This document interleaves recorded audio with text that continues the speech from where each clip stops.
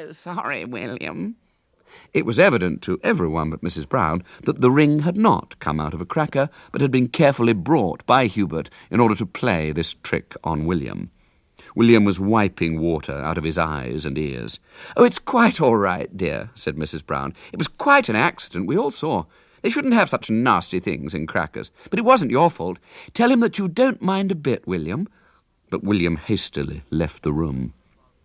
The rest of the party passed off uneventfully. The Hubert Lane-ites said goodbye at the end with nauseous gratitude and went sniggering down the drive. "There, William," said Mrs. Brown as she shut the door. "I knew it would be all right. They were so grateful, and they enjoyed it so much. And you're quite friends now, aren't you?" But William was already upstairs in his bedroom, pummelling his bolster with such energy that he burst his collar open. During the days that intervened between William's party and Hubert Lane's party, the Hubert Lane-ites kept carefully out of the way of the Outlaws. Yet the Outlaws felt uneasily that something was brewing. "We've got to do something to them at their party, same as they did to us at ours," said Ginger firmly. "Yes, but what can we do?" said William. "We can't start fighting them. We've promised not to. And there's nothing else we can do. Just wait. Just wait till their party's over." "But they'll never forget that water squirt," said Ginger mournfully. "Unless we do something back," said Douglas. "What can we do in their house with them watching us all the time?" said Henry. "We must just think," said William. "There's 4 days, and we'll think hard." But the day of Hubert's party arrived, and they'd thought of nothing. They met in the old barn in the morning to arrange their plan of action, but none of them could think of any plan of action to arrange, and the meeting broke up gloomily at lunchtime, without having come to any decision at all. William walked slowly and draggingly through the village on his way home. His mother had told him to stop at the baker's with an order for her, and it was a sign of his intense depression that he remembered to do it. He entered the baker's shop. It seemed to be full of people. Then he suddenly realized that the mountainous lady just in front of him was Mrs. Lane. She was talking in a loud voice to a friend. "Yes, Hubert's party is this afternoon. We're having William Brown and his friends, to put a stop to that silly quarrel that's gone on so long. Hubert's so lovable that I simply can't think how anyone could quarrel with him. But of course it'll be all right after today. We're having a Father Christmas, you know.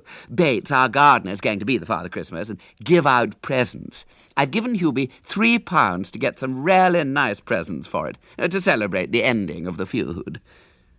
William waited his turn, gave his message, and went home for lunch. Immediately after lunch, he made his way to Bates's cottage, which stood on the road at the end of the Lane's garden. William approached the cottage with great circumspection, looking around to make sure that none of the Hubert Lane-ites was in sight. He opened the gate, walked up the path, and knocked at the door, standing poised on one foot, ready to turn to flee, should Bates, recognizing him and remembering some of his former exploits in his kitchen garden, attack him on sight. He heaved a sigh of relief, however, when Bates opened the door. It was clear that Bates did not recognize him. He merely received him with an ungracious scowl. "Well," said Bates, "what you want?" William assumed an ingratiating smile, the smile of a boy who has every right to demand admittance to the cottage. "I say," he said, with a fairly good imitation of the Hubert Lane-ites' most patronizing manner, "you've got the Father Christmas things here, haven't you?" The ungraciousness of Bates's scowl did not relax. He'd been pestered to death over the Father Christmas things.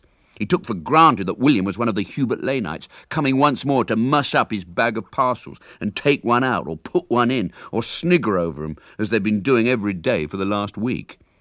"Yes," he said, "I've got the things here, and they're all right, so there's no need to start upsetting of them again. I've had enough of you coming in here mussing the place up." "I only wanted to count them and make sure that we've got the right number," said William, with an oily friendliness that was worthy of Hubert himself. "All right, go in and count them. I tell you, I'm sick of the whole lot of you, I am." And Bates waved him irascibly into the back parlour. William entered and threw a quick glance out of the window. Yes, Ginger was there, as they'd arranged he should be, hovering near the shed where the apples were sorted. Then he looked round the room. A red cloak and hood and white beard were spread out on the sofa, and on the hearthrug lay a sackful of small...